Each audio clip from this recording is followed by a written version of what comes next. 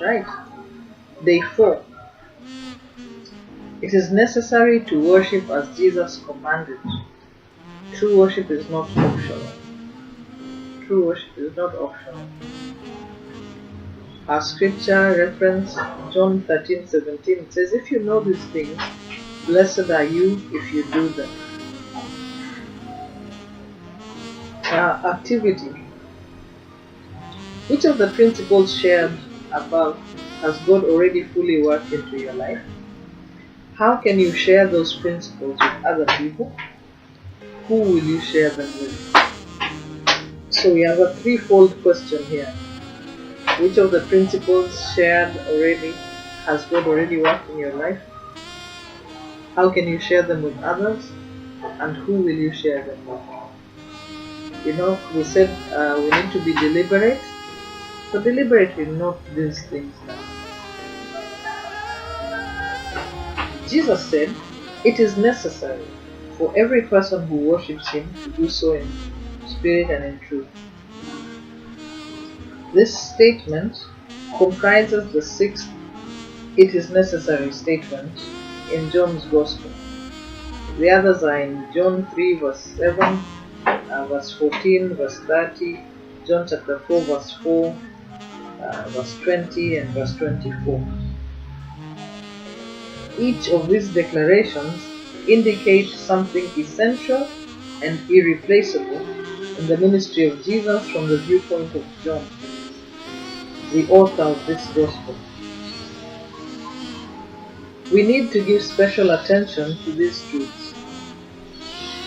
The sixth "it is necessary" truth of John's gospel is also our fourth principle of true worship. True worship is our most basic, appropriate response to all God is and everything He has done for us in His Son. Our calling as worshippers is not optional or marginal in importance. It is everything. And the true worship attitude is to permeate every other aspect of our relationship with God.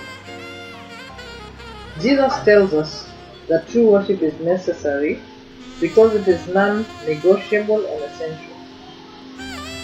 Our eternal ministry calling as a priestly true worshipper is not optional. It is essential to our personal identity. God has created and saved us for this very purpose.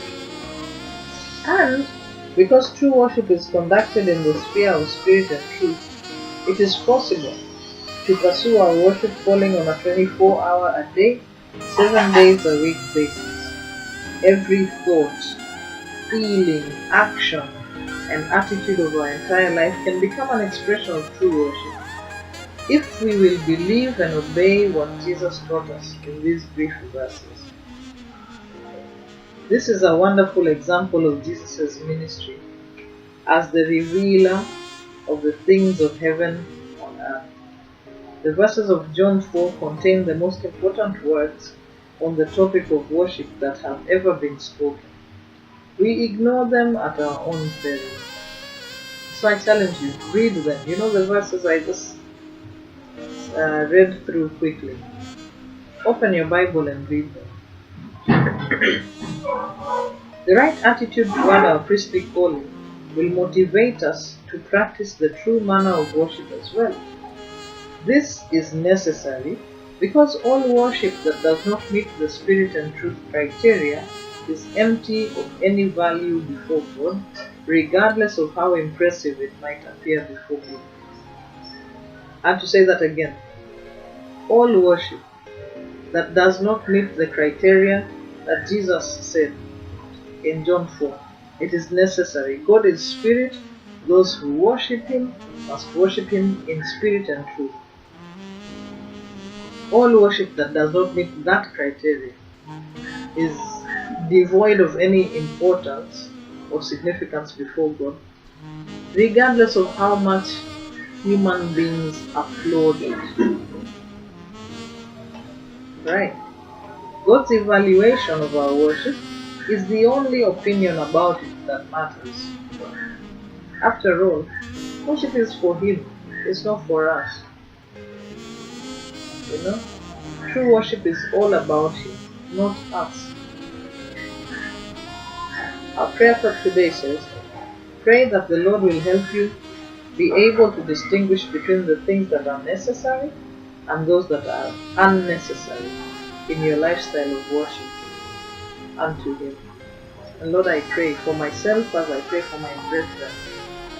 Teach us to be able to distinguish between things that are necessary and those that are unnecessary in our worship of You, so that we may worship You according to Your word in Your way.